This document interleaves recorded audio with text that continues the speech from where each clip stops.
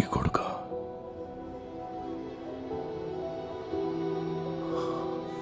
రాధమ్మ నోట్లోంచి ఊడిపడ్డట్టున్నాడు. ఇలారా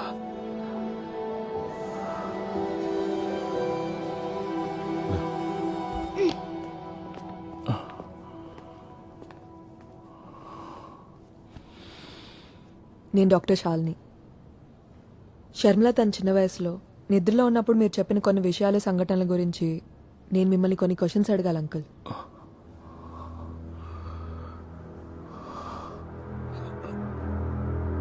ఏంటవి? అంకుల్, నేను చెప్పేది జాగ్రత్తగా వినండి. ఇది చాలా సీరియస్ ఇష్యూ. షర్మిల తన చిన్న వయసు అప్పుడు విన్న విషయాలన్నీ తన సబ్ కాన్షియస్ మైండ్లో ఎక్కడో డీప్గా ఉండిపోయాయి.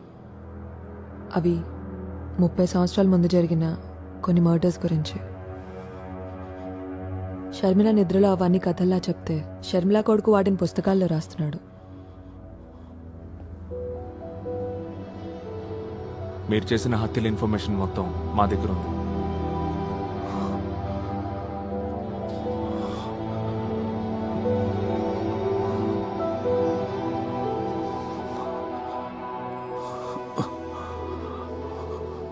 నువ్వు నిద్రపోలేదా?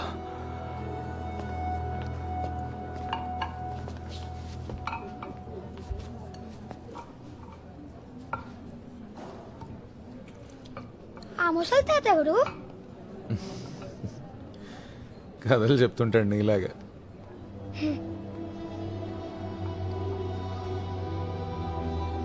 నేను వ్యక్తిగతంగా ఏం చేయలేదు. పార్టీలో శత్రువుల్ని ఏరేశాం.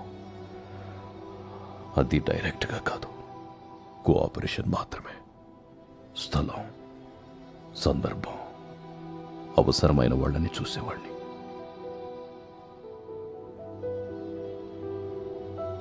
యూనియన్ లీడర్ని, ఏదో సాధించాలన్న తపన, కుర్రతనం, ఏం చేయడానికైనా వెనుకాడలేదు. రాధామణి ట్రాన్స్ఫర్ అయి వచ్చిన తర్వాతే నేను జీవితం గురించి కొత్త కలలు కన్నాను. రాధమ్మ కూడా నన్ను ఇష్టపడింది. కానీ వాళ్ళ ఆయన చనిపోయి ఎంతో కాలం అవ్వలేదు. బంధువులు ఏమనుకుంటారో అన్న భయం. ఆ రోజులు అలాంటివి. ఇప్పటికీ పెద్ద మార్పు లేదనుకోండి. రాధమ్మ నా జీవితంలోకి వచ్చాక నేను చేసిన నేరాలకి నాలో అపరాధ భావం మొదలైంది. ఒక్కొక్కప్పుడు బాగా తాగి ఒళ్ళు తెలియని స్థితిలో రాధమ్మ ఇంటికి వెళ్తుండేవాడిని. తన దగ్గర బాగా ఏడ్చి కొంచెం సమాధాన పడేవాడిని. ఆవిడ గోడ కానుకొని కూతుర్నోళ్ళలో పడుకోబెట్టుకొని నేను చెప్పేదంతా సైలెంట్గా వినేది. ఒక్క మాట మాట్లాడేది కాదు. రాధమ్మకి అన్నీ నువ్వే. తను చనిపోయాక కూడా నేను నిన్ను మర్చిపోలేదు. నువ్వెక్కడో చోట సంతోషంగా ఉండుంటావని సమాధాన పడేవాడిని. నిజమే అయి ఉండొచ్చు. పార్టీ మీకు చెప్పడం, మీరు చేసేయడం, బట్ అవన్నీ కూడా హత్యలే. మీరు ఉదయాన్నే డిశ్చార్జ్ అయ్యాక పోలీసులు అరెస్ట్ చేస్తారు.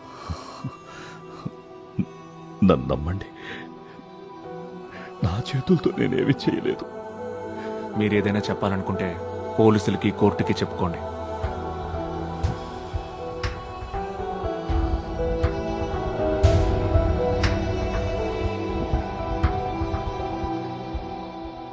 నా బ్యాగ్ పట్టుకోండి అంకల్. అంత బరువు ఉందా బ్యాగ్? పోయండి, తెలుస్తుంది. అసలు నువ్వేమన్నా చదువుతున్నావా లేకపోతే యాంగ్రీ బర్డ్స్ ఆడుకుంటున్నావా? ఆ పిచ్చి గేమ్ నేను ఆడను. యాంగ్రీ బర్డ్స్ లో నేను టాప్ స్కోర్ అని తెలుసా? మీకు అంత సీన్ లేదులే. నాకొక వీడియో కాన్ఫరెన్స్ ఉంది. అయితే నితిన్ నేను తీసుకెళ్ళినా, కాసేపు డ్రాప్ చేస్తాను.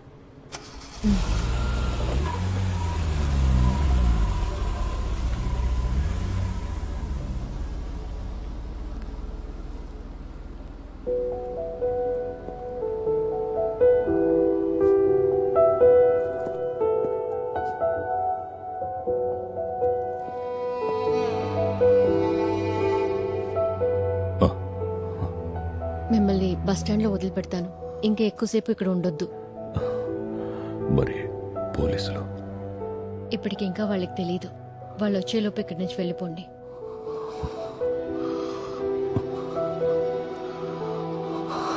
కనీసం మీరు అమ్మ కోసమైనా వెళ్ళాలి.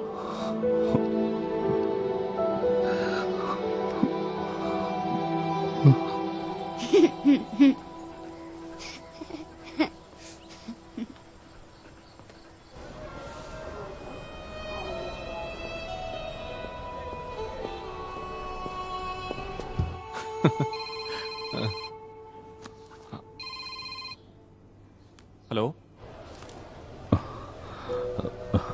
వద్దు. ఒట్టి చేతులతో ఇక్కడికి వచ్చారు కదా, పర్లేదు ఉంచండి. Sure, I will update. ఆయన హాస్పిటల్ నుంచి వెళ్ళిపోయాడు. సెలైన్ మార్చడానికి వెళ్ళేసరికి అక్కడ లేడంట. వదిలేరా, ఈ వయసులో ఆయన పోలీసులు పట్టించడం అవసరం ఉంటావా? అయినా అవన్నీ నువ్వెలా ప్రూవ్ చేయగలవు? రే, ఆయనతో ఇవన్నీ చేయించిన పెద్ద మనుషులు ఇప్పుడు ఏ పొజిషన్లో ఉండుంటారో ఊహించుకో. ఈ మ్యాటర్ వాళ్ళ దాకా వెళ్ళిందనుకో, ఆయన్ని వదలరు, నిన్ను వదలరు, నన్ను వదలరు. రేపో మాపో పోయే ముసలాడు గురించి ఎందుకురా మనకి ఇదంతా? చూడాలి ఏ ఆడుకుందామా?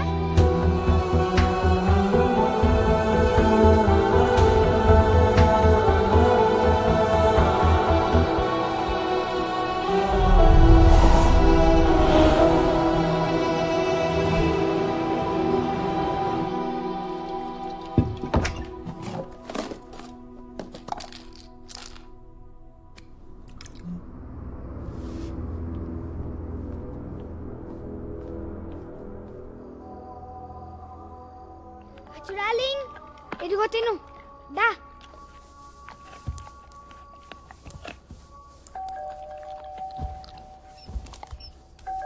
లేవు ఆ? ఆ హాస్పిటల్లో ఇందాక ముసలైన రాధమ్మ అని చెప్పాడు కదా, అది ఎవరు? అమ్మమ్మ అవుతుంది నీకు ఆవిడ.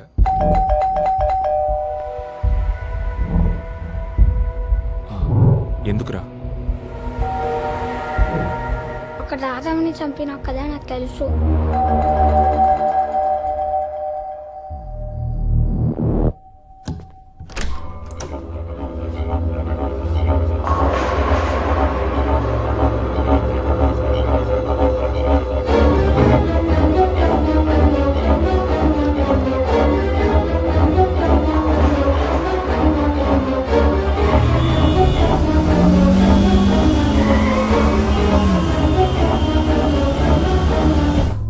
ఇక హత్య రాజకీయాలను వదిలేసి వచ్చేయమని రాధమ్మ నన్ను ఒత్తిడి చేసింది.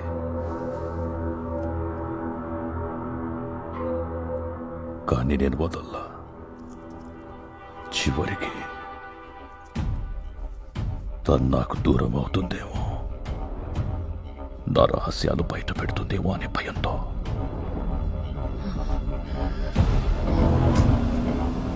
రాధమ్మని శవం ఊబిలోకి జారిపోతుంటే నా కళ్ళల్లోకి చూస్తూ ప్రాణాలు వదిలేసింది. అంత్యక్రియలయ్యాక అందరూ వెళ్ళిపోయారు. రాధమ్మ రూమ్లో నువ్వు ఏడ్చి ఏడ్చి అలసి నిద్రపోయావు. నిన్ను చూసి మనసు బద్దలయ్యింది. రాధమ్మకు చెప్పినట్టుగానే నీ కాళ్ళ దగ్గర కూర్చొని ఎలా చంపానో చెప్పాను. అదే నేను చేసిన పొరపాటు. నన్ను నమ్ము, నా చేతులతో నేనేం చేయలేదు. అమ్మని నువ్వేం చేసింది మర్చిపోకుండా ఉండడం కోసం నా మనసు నువ్వు చేసిన మర్డర్స్ అన్నీ గుర్తుంచుకుంది.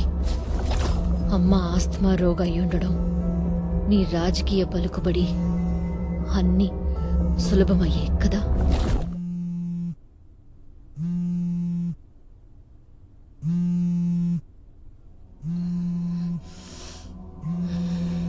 నిద్రపోలేదా నువ్వు?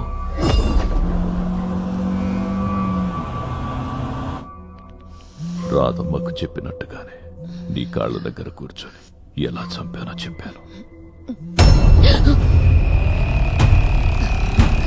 నీ కొడుక్కి కూడా ఈ కథలన్నీ తెలుసని ఆ డాక్టర్ చెప్పిందిగా.